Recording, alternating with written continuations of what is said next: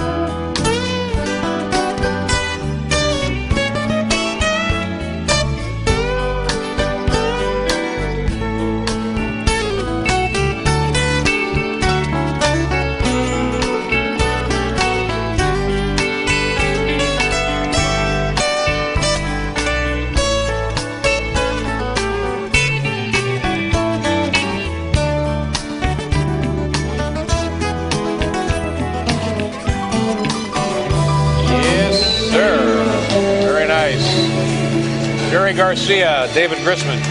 You guys sound great. Thank you very much again. I enjoyed that. Thank you, Paul. The one that I thought was really off the board was Marlon Brando.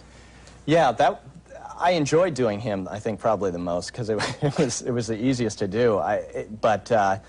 The whole concept with Marlon Brando was, it just grew out of me up in the office, pretending to be Marlon, walking around the office, bugging the PAs, you know, screwing up the copying machine, you know, busting the coffee maker and so forth. And it started making people laugh in the office, but it also was really bugging people in the office. And eventually, Adam Resnick, who's a co-creator on Get a Life, actually, who used to write it late night, and myself just found a way to work it onto the show where Marlon just sort of walked onto late night a la Bob Hope and then bugged Dave in the same way I was bugging the PAs upstairs. And we sort of concocted this image of Brando that he was just kind of nuts, you know, because people hadn't seen him for a while. And then this is funny because like a year after I stopped doing him, he started to make a comeback, and you started seeing him talking to Connie Chung and so forth, and I realized we weren't that far off the mark.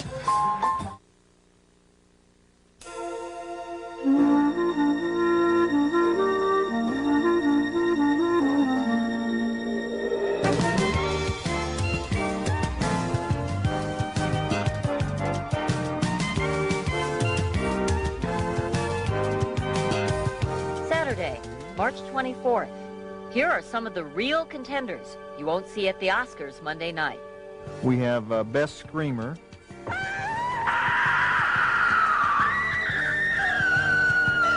Principal nominee this year for Best Screamer is a girl named Cheryl Lawson. There's no particular kind of acting in a drive-in movie, but a drive-in movie can't be boring. And Marlon Brando at home in Los Angeles. What were you thinking about? I was thinking about what I would do if I were interviewing you, how I would get you excited, how I would steer you and manipulate you. See, that's what you're doing to me. You're manipulating me. There's something idiotic about our sitting here and pretending to talk to one another when there's a camera right there, when there's another one there and there's another one there. And we're pretending to have a sort of an intimate conversation between Marlon and Connie. And that's an act. That's an act. That's the Connie Chung show. You mean we weren't having an intimate conversation? Sheesh. Good evening. I'm Connie Chung. Marlon Brando is up for another Academy Award this year. You never know with Marlon Brando if he's going to show up. But we have him here tonight. We've taken my original interview and added a few bits and pieces you haven't seen, and we'll have that in just a moment. But first, I must tell you, out of all the interviews I've done a few, the Marlon Brando interview really seemed to touch a nerve with a whole cross-section of people, which kind of surprised me.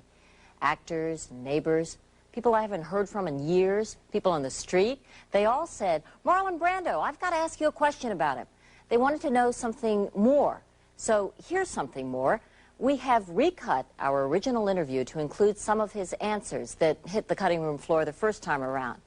And we've timed it to tonight because he's up for another Oscar. His 8th nomination for the very part he says in our interview was ruined in editing. This isn't the first time Brando has been unhappy about a movie or the Academy Awards. The last time he won an Oscar, he sent an Indian to accept for him. So his record is 2 Oscars and 2 no-shows on Academy Award night. Let's see what happens tonight. You was my brother, Charlie. You should have looked out for me a little bit. You should have taken care of me just a little bit so I wouldn't have to take them dives for the short-end money. Well, I had some bets down for you. You saw some money. You don't understand. I could have had class. I could have been a contender. I could have been somebody. Instead of a bum, which is what I am. Let's face it.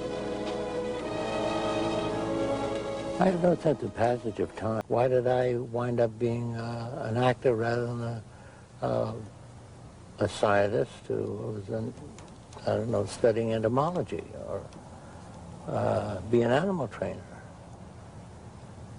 Why did I make that choice? Do you know why? No, I don't, because it wasn't financial. Because it was financial, I could have made a lot of money. Maybe $200 million if I'd saved it. But I had no interest in that. You had no interest in acting in a movie after movie after movie over the years? No, that's a waste of life. It's a waste of time. I don't find it stimulating or interesting. It's not a consuming passion. Do you want to be in a movie? No. Why not? I don't know how to do what you do. Listen, everybody in this life is an actor. Nobody goes around. I mean, wake up in the morning and you say, hi, how are you? You son of a bitch. And people don't say what they want.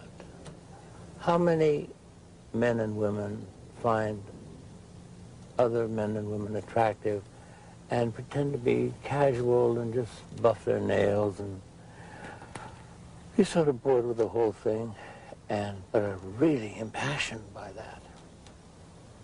How many times have you seen a woman wearing a really ugly dress and say, oh, I'm so glad you could come, Meg, sit down, please. God, you've got an ugly dress on. Where did you get that dress? It's really repulsive. How many times have you done that? Never. You've just said, hi, Meg, how are you? Come and sit down. Wonderful to see you. That's acting. I understand that.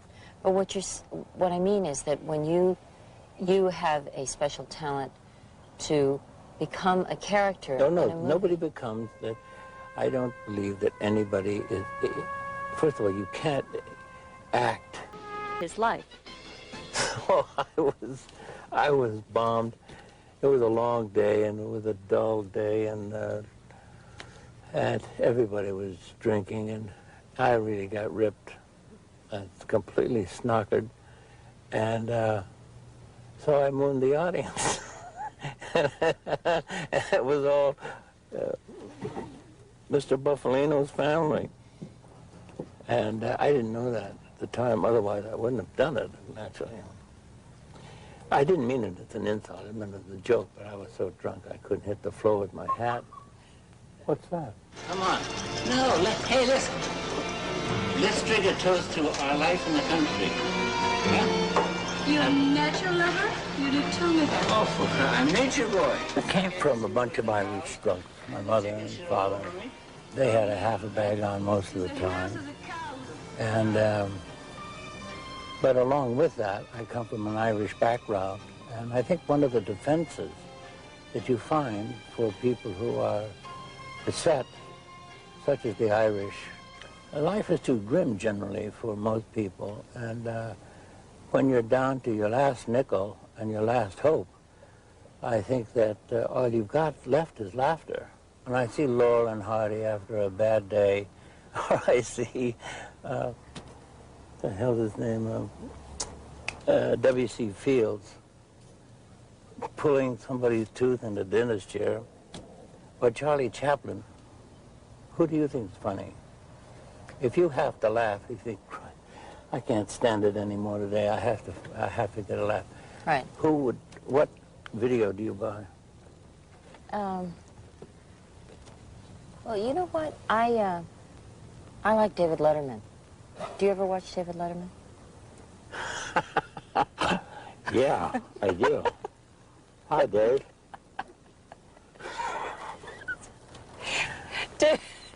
I've been an admirer of his for some time.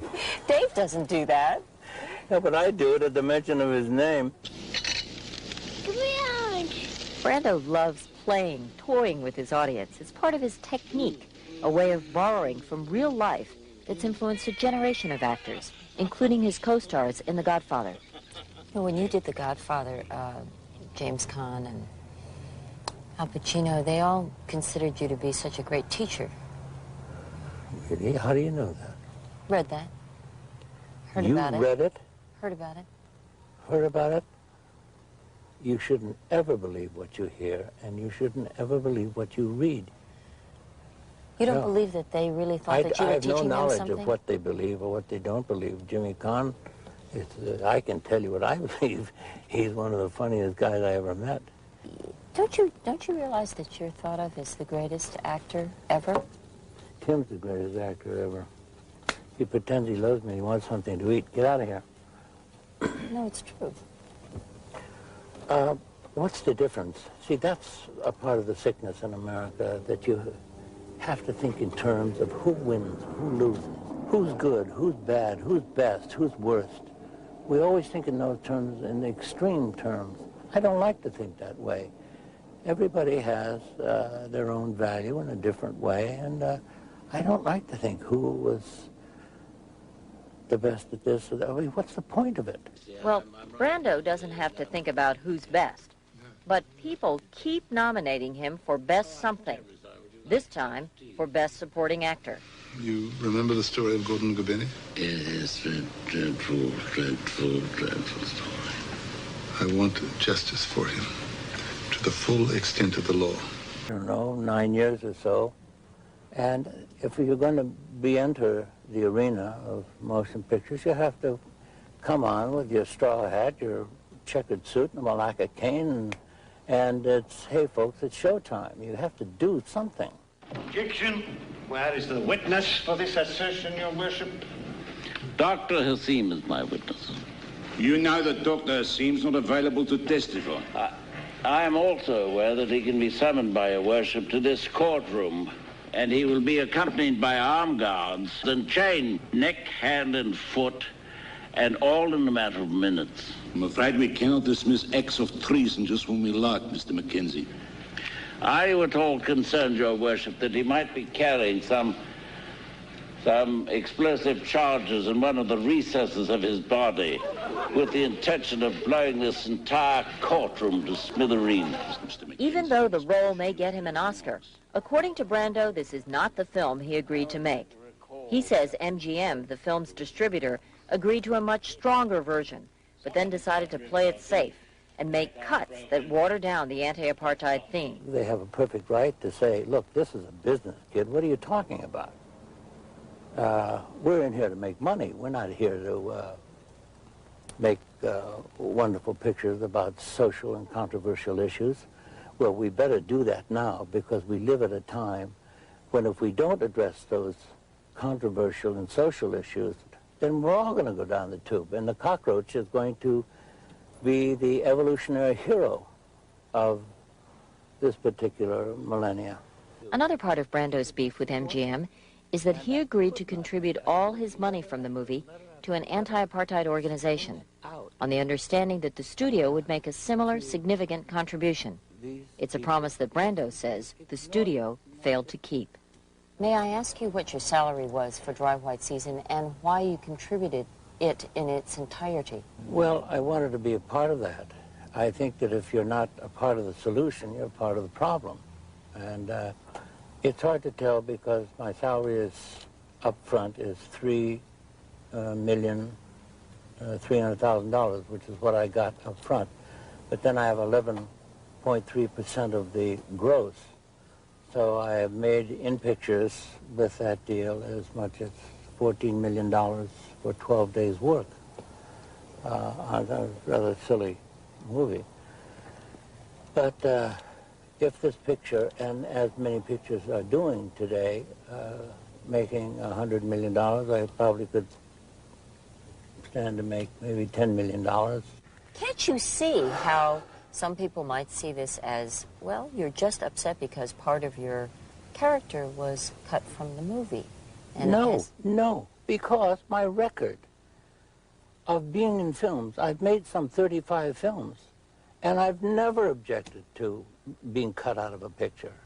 I've never objected to having my scenes sliced or put together in a crazy way. Even a picture I made myself, some cowboy movie, was, to my mind, badly cut, and they changed the picture. So why are you upset for this? Why are you upset Because this of the time? issue.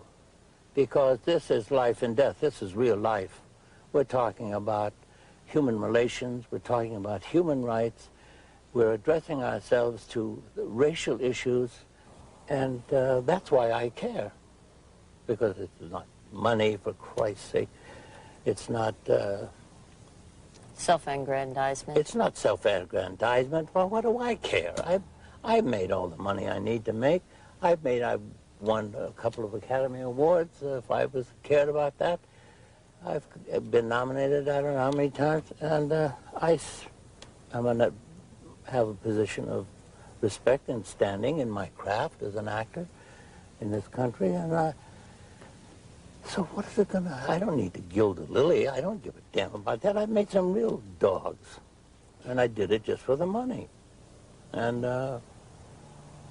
but this I don't care about. I don't care about that. I hear you complaining about this particular movie. Why don't you make your own movies?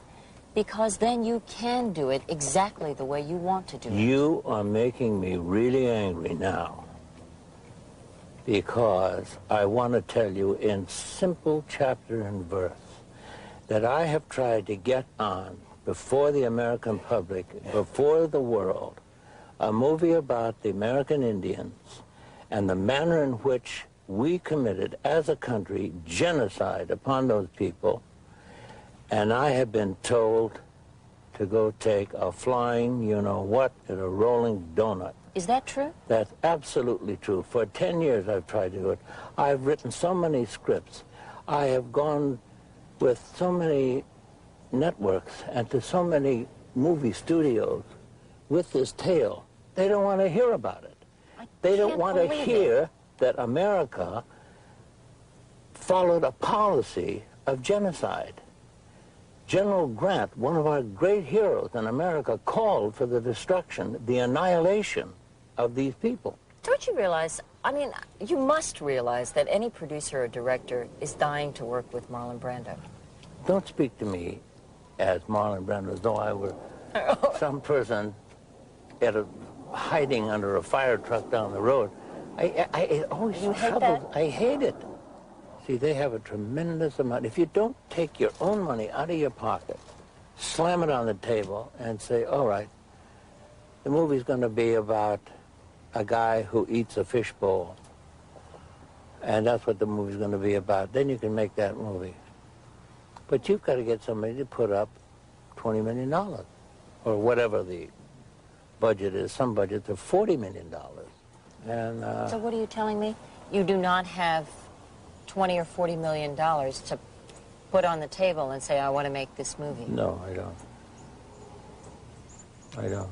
If you had worked over the last 9 years, maybe you would have? Well, unquestionably. Our interview with Marlon Brando continues in just a moment. Marlon Brando talks about the F word, fat.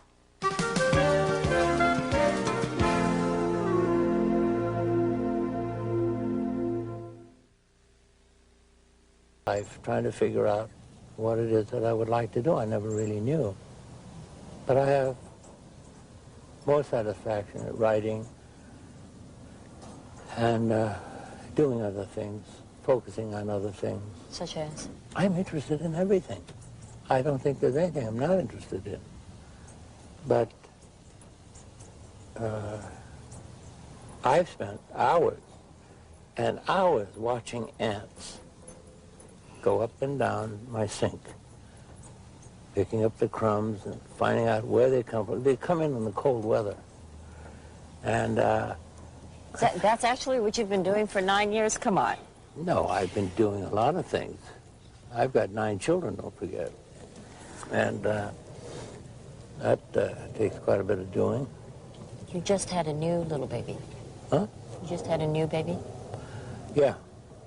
I have a little girl. Can you tell me about her? No. I think it's, if there's anything that is perhaps unsettling to the stomach, it's to watch actors on television talk about their personal lives, and you spend an hour with the first person singular, and you're exhausted. You stagger to the doorway and fall down in the hallway, seeking some kind of relief. You said that in the last 9 years you've been searching for what you really want to do. Yeah. Have you decided? Have you? Did you ever want to start a national theater or something like that? There is no, we have no basis for culture in this country. There is no culture in this country. Why do you say that? Well, there's almost no culture any place in the world. Who are the present great artists, painters, thinkers, philosophers? Where are they?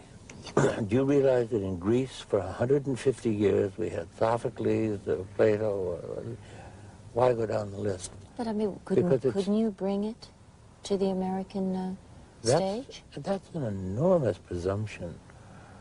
I mean, if people throw the word artist around as though it were a football, there are no artists. There are only people like you and me who make money. And I didn't accuse you of being an artist.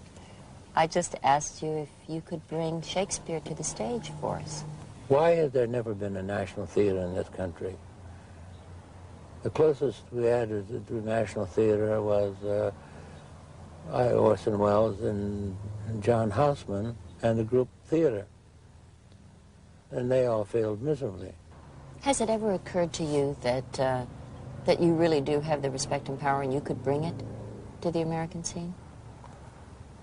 No, it has never occurred to me. Why did you not come back to the Broadway stage after Streetcar?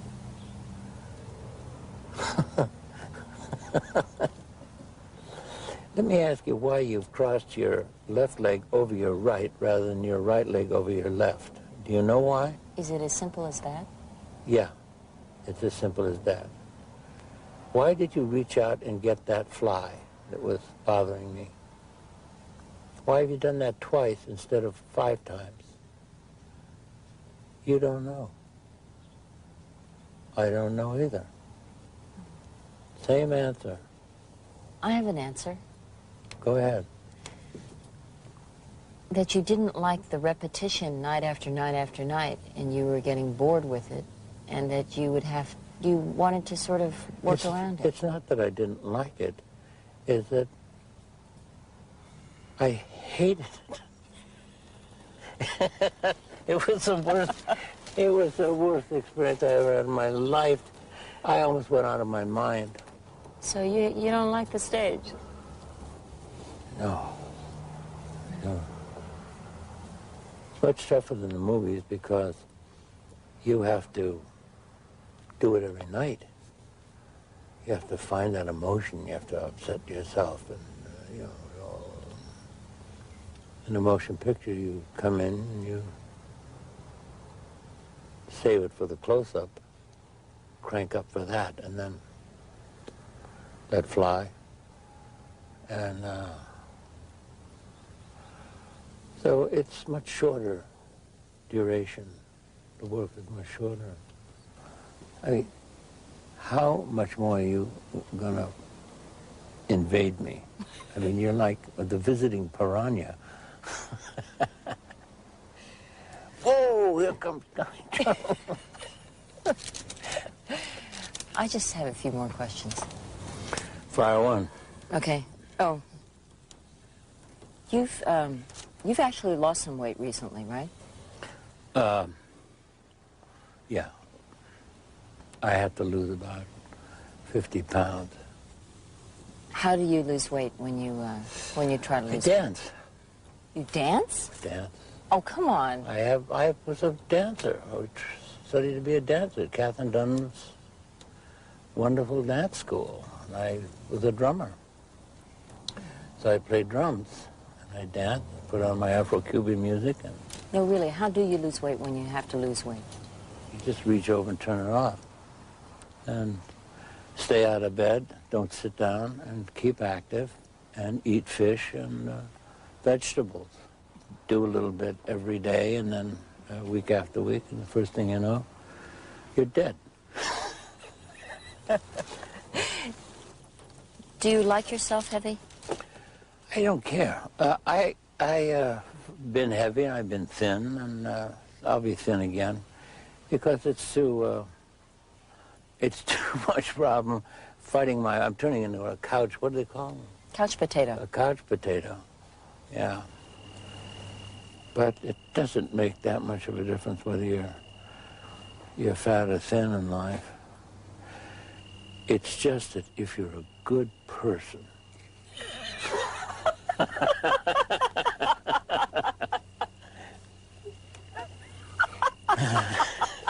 Brenda, the real Cummy Chung, I'll tell you. Are you going to do any more pictures, do you think? Oh, God. She won't quit. Am I going to do any more pictures? Tim, are we doing any more pictures? How about it? You got any scripts? I don't know. Who the hell knows? How can you know in this world? There's a hole in the atmosphere that is bringing down... No, but good heavens, you can control your life. I can't change the hole in the atmosphere, No, dear. but you can control your life, and No, you can't. decide... That's the biggest joke that you've made today. Nobody controls their life. You can decide what you're going to do. You decide whether you're going to work or whether you're not going to work. This is an interesting conversation if you want to talk about free will, because that's a fascinating subject. They did this extraordinary research on twins who were separated from birth. They found they never saw each other. From the time they were born, they were separated and did not know the existence of the other person. And there were astounding similarities. They had the same kind of dog, the same color car, the same... What? Wait a minute, let's see. All right, print it. Okay. Okay. Some people feel as if you've cheated them out of the genius of your work over the years because you did a few movies, then you stopped. That's like putting fried eggs in your armpit. You made some great movies in the very beginning. I didn't make any great movies. There's no such thing as a great movie. You know what's great? A Rembrandt painting, a Mozart chamber music. It's those are great. Why denigrate Streetcar Named Desire and What? On the Waterfront? You're denigrating them. They were terrific. You acted in them beautifully. Don't you In think? the kingdom of the blind, the man with one eye is the king. Do you think you owe anything to... Nah, you don't. Right? Yeah. I like that face. Nah, no. You know what I was getting at? Or your public anything. I mean, in terms of your work. It's very difficult to find out in life what you owe yourself. What was that? I believe in supporting my children, and it takes money to do that. I've had all kinds of jobs in this world, and I started out shoveling horse manure, and I wound up as an actor. Get up, you scum-sucking pig. You want to hear my philosophy of life? Do it to him before he does it to you. You look terrible. I want you to eat. I want you to rest well, and a month from now, this Hollywood big shot's gonna give you what you want. It's too late. They start shooting in a week. I'm gonna make him an offer he can't refuse. Luck be a lady tonight. Luck be a lady tonight. Lucky if you've ever been a lady to begin with. Luck be a lady tonight. Forgive me, sir, but the land that I fought for was not for myself. The idea is to have a ball. Now, if you're gonna stay cool, you got to whale. If there's a man amongst you who doubts that, let me hear his voice. Hey, Stella! Could you imagine 15 years ago that you're going to be sitting on this porch, that you're going to be interviewing some over-the-hill movie star? That's what you think you are? Well, I don't know. I'm not playing romantic leads anymore. You could. Could I, honey?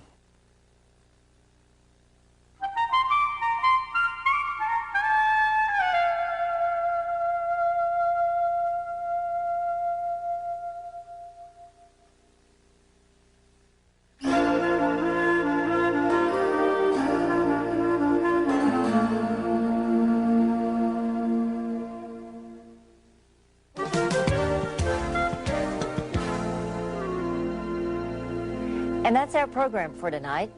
We have something very special next week, but we can't talk about it yet. So be sure to join us then. Thank you for being with us tonight. Who knows? I've never gotten up with a chair still attached to my behind. I'm going to wear this for a month and a half. I have to go to the doctor and have it severed. How is your health? Fine. I can whip my weight in wardrobe women. You what? I can whip my weight in wardrobe women. You can whip your weight in wardrobe women? Yeah. How's your cholesterol? Cholesterol is fine. Was up and lost 100 points. The doctor said he's never saw anything like it. Really? Yeah, that's one thing we never really discussed.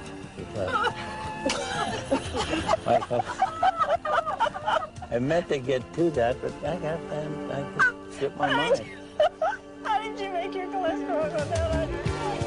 Hey, Stella!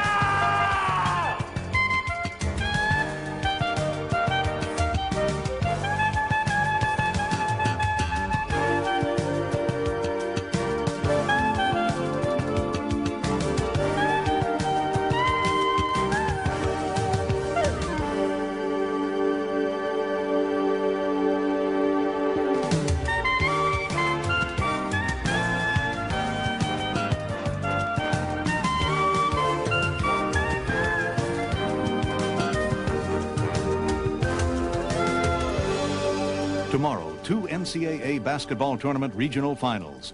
Doubleheader action starts live at 1 p.m. Eastern as March Madness continues on CBS Sports. Tomorrow night, watch what New York Magazine calls splendid television, wonderfully acted, directed from the gut, based on a true story, Common Ground, tomorrow on CBS. Now, stay tuned for your local news.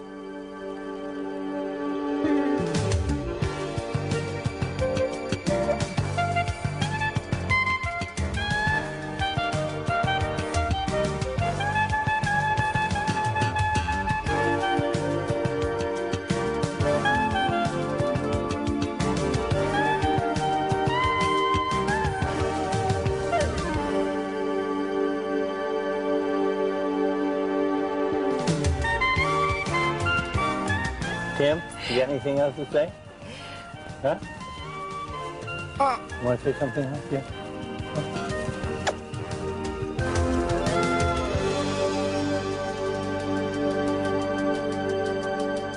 For a transcript, please send $4 to Journal Graphics, 267 Broadway, New York, New York, 10007.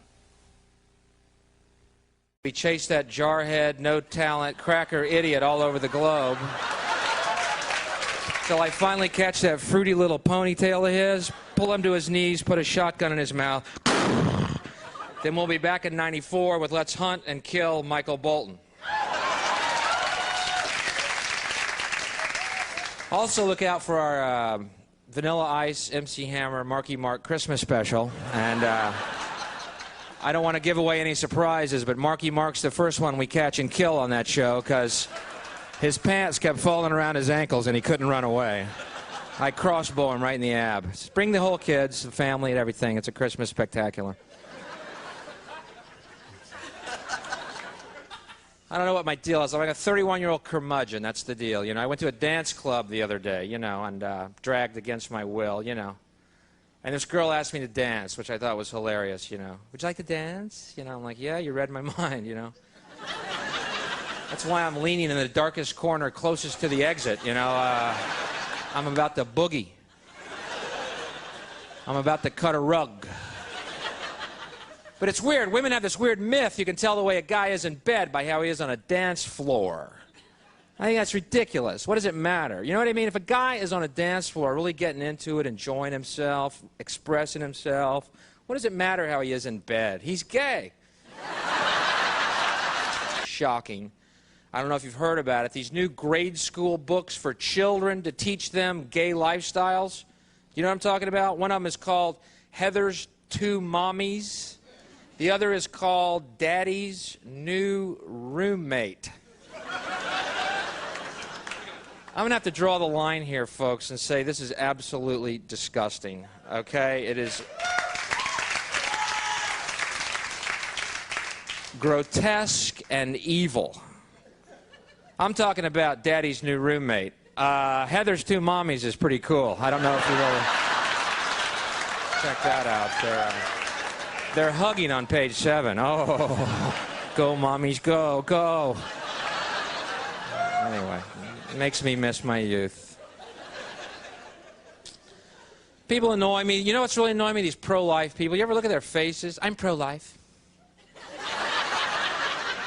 Boy, don't they look it? They just exude joie de vivre, you know? You see them trying to go to an orphanage and adopt a kid. We're pro-life. We're here to adopt. Kids are just, oh, don't pick me. Oh, no. I'll eat gruel, 15 to a bed, no problem. Just keep Heather's Two Mommies coming, and we're fine in here. I'm pro-life. You know, if you're really pro-life, do me a favor. Don't lock arms and block med clinics, okay? If you're so pro-life, do me a favor. Lock arms and block cemeteries, okay? Let's see how committed you are to this idea. She can't come in. She was 98. She was hit by a bus. There's options. Are we going to have her stuffed? What are we going to do with her? We're pro-life. That's the same look smokers give you, too. I'm a non-smoker. I'm a pro-life non-smoker. I'm getting that look a lot these days because I started smoking again, and I had 9 months without a cigarette, and I started again. And I'm getting that look. Are you applauding me starting or stopping? What are you? The smokers are, hey, you're back. Non-smokers, it's terrible. I can't believe he started again. Why? After 9 months. I have this belief. If that scenario is at all true when you die and you go to heaven and St. Peter meets you at the gate, I have this belief the first thing he's going to ask you is, you got a light? You mean y'all smoke here? Yeah, that's why it's heaven. These aren't clouds. This is cigarette smoke, pal. Hell is the non-smoking section. You want to look at them for a minute? Okay. I can't believe what they do to their bodies. It's so smelly. It smells like an ashtray. Why do they want me to smell that? God, that's hellish. Exactly. Light up and come on in. Hendrix is on harp tonight.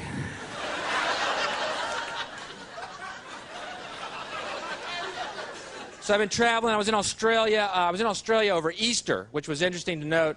They celebrate Easter the same way we do, commemorating the death and resurrection of Jesus by telling our children a giant bunny rabbit left chocolate eggs in the night. I wonder why we're messed up as a race. Anybody got any clues? I've read the Bible. Can't find the word bunny or chocolate anywhere in the book. Why those two things? Why not, goldfish left Lincoln Logs in your sock drawer? Just making stuff up, go hog wild. But I think it's interesting to note how people act on religious beliefs. You know what I mean? Like a lot of Christians wear crosses around their necks. Nice sentiment. But do you think when Jesus comes back, he's really going to want to look at a cross? Ow. That may be why he hasn't shown up yet. Going, man, they're still wearing crosses, Dad. I'm not going, no. They totally missed the point. I'm not going. Forget it. I'll go back as a bunny. But,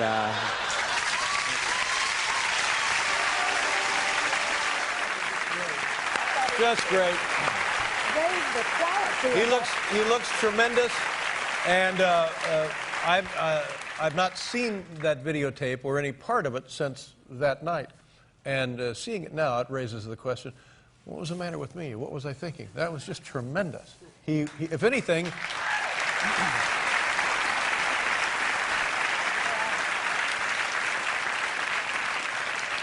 It says a great deal about me. It says more about me as a guy than it says about Bill, because there was absolutely nothing wrong with it. Just perfect. And the fact that, and I expected it to be somewhat dated, being that old, and it's not. It's just great. He, in fact, I guess this speaks to the suggestion that he was way ahead of his time.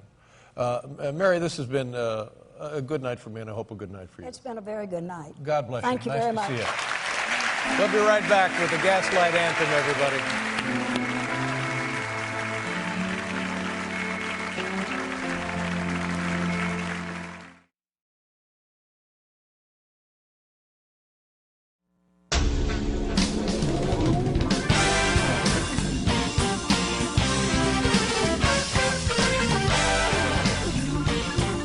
From New York, it's The Late Show with me, Dave.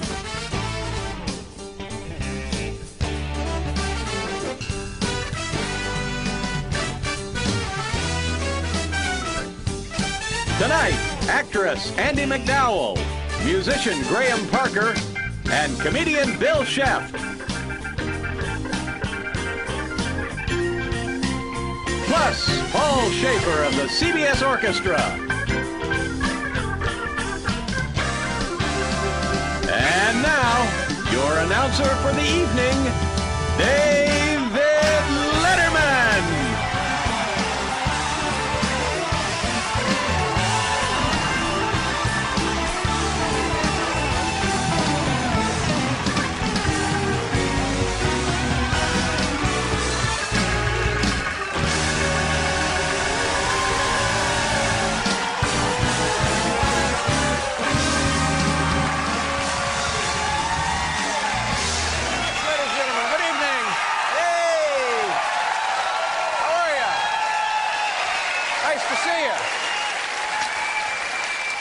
Thank you very much. Ladies and gentlemen, we have a wonderful program for you here tonight. A very talented, very lovely woman, Andy McDowell, is on the show. Beautiful. We're lucky to have her. Andy McDowell.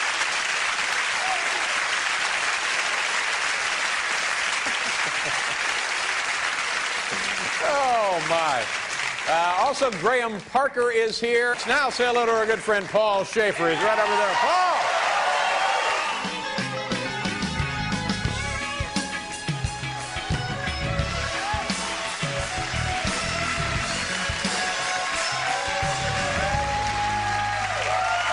Thank you, boys. Our next guest is a very entertaining comedian, Bill Sept. Bill, come on out here.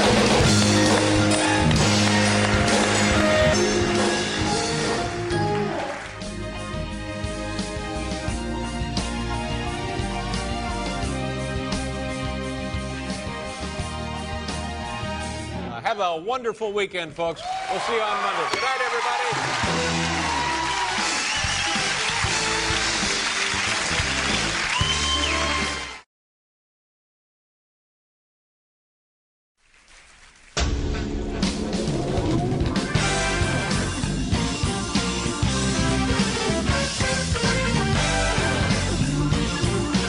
From New York, much scarier than Jurassic Park, it's The Late Show with David Letterman.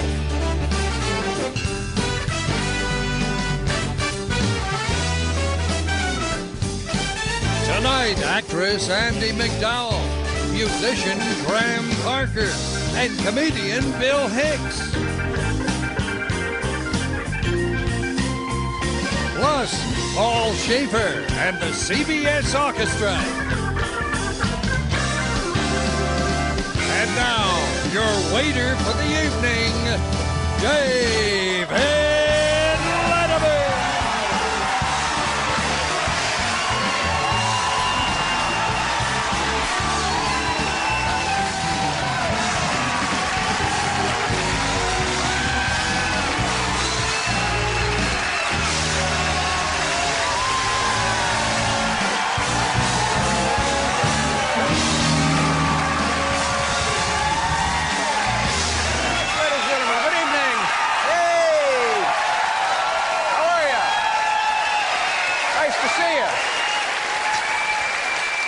Thank you very much.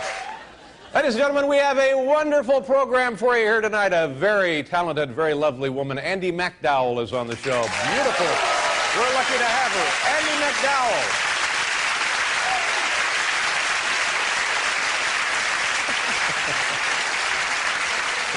Oh, my. Also, Graham Parker is here, and, yeah. Very funny comedian, Mr. Bill Hicks. Now say hello to our good friend Paul Schaefer. He's right over there. Paul!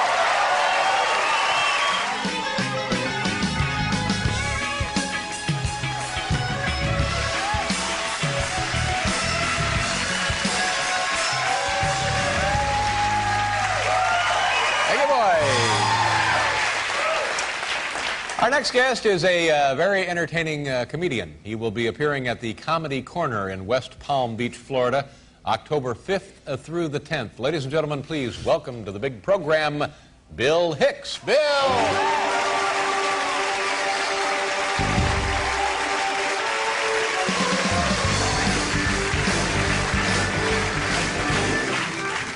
Thank you. Good evening.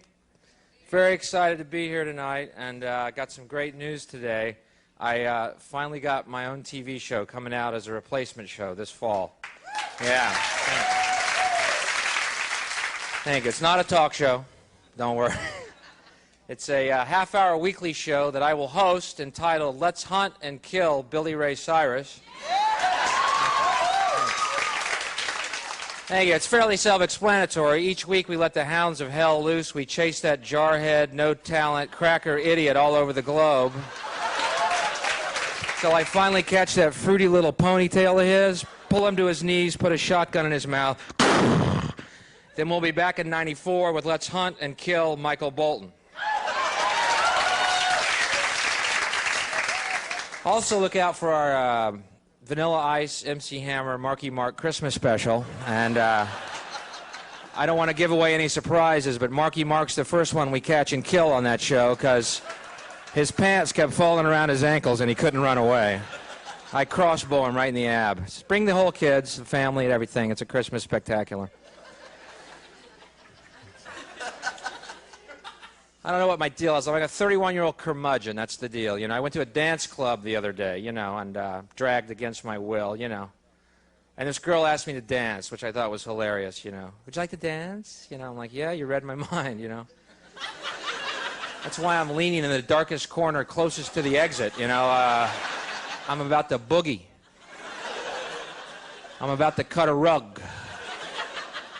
But it's weird. Women have this weird myth. You can tell the way a guy is in bed by how he is on a dance floor.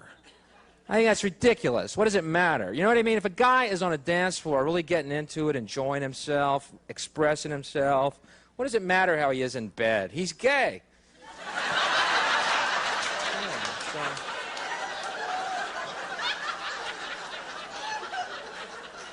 Real men don't dance. They sit, sweat, and curse. Speaking of homosexuality, you know, I consider myself fairly open-minded, but something has come to my attention I find absolutely shocking. I don't know if you've heard about it. These new grade school books for children to teach them gay lifestyles. You know what I'm talking about? One of them is called Heather's Two Mommies. The other is called Daddy's New Roommate. I'm going to have to draw the line here, folks, and say this is absolutely disgusting, okay? It is grotesque and evil. I'm talking about Daddy's New Roommate. Heather's Two Mommies is pretty cool. I don't know if you've ever checked that out. They're hugging on page 7. Oh, go, mommies, go, go. Anyway. It makes me miss my youth. People annoy me. You know what's really annoying me? These pro-life people. You ever look at their faces? I'm pro-life. Boy, don't they look it. They just exude joie de vivre, you know? You see them trying to go to an orphanage and adopt a kid. We're pro-life. We're here to adopt. Kids are just, oh, don't pick me. Oh, no. I'll eat gruel, 15 to a bed, no problem. Just keep Heather's Two Mommies coming, and we're fine in here. I'm pro-life. You know, if you're really pro-life, do me a favor. Don't lock arms and block med clinics, okay? If you're so pro-life, do me a favor. Lock arms and block cemeteries, okay? Let's see how committed you are to this idea. She can't come in. She was 98. She was hit by a bus. There's options.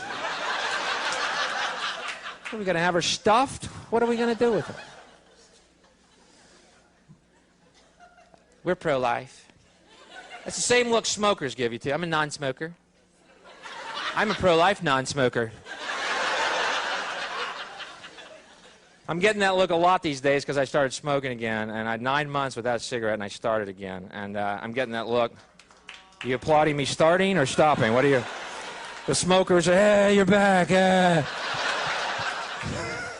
Non-smokers, it's terrible. I can't believe he started again. Why? After 9 months.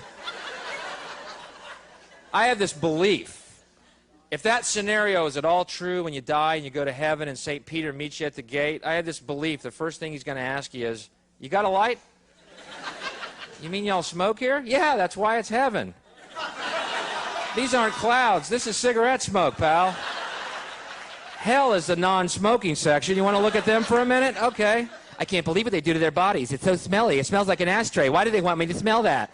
God, that's hellish. Exactly. Light up and come on in. Hendrix is on harp tonight.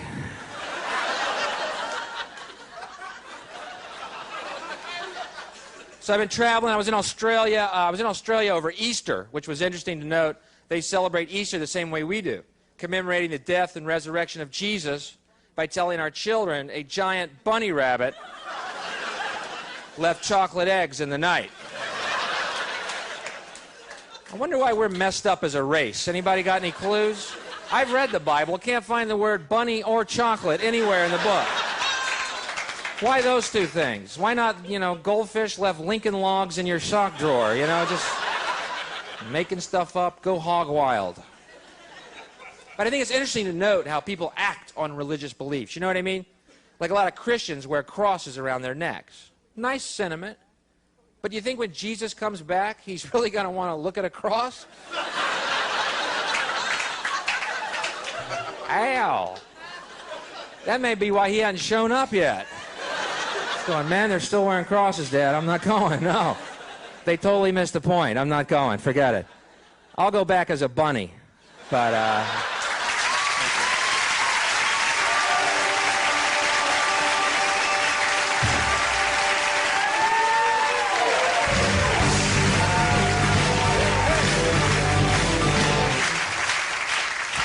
Always nice to have a few uplifting minutes from you, Bill. Thank you, buddy.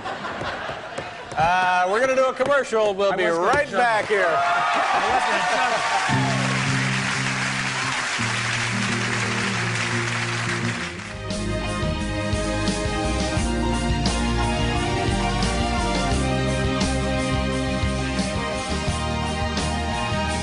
All right. Is the limbo contest on deck C or D? Now cut that out. All right.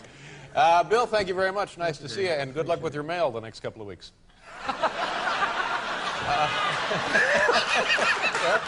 It'd be fun for you. I was going to juggle. Project. Oh, that's all right. They told me the ceiling was too high. My thanks also to Graham Parker and the lovely Andy McDowell. Have a wonderful weekend, folks. We'll see you on Monday. Good night, everybody.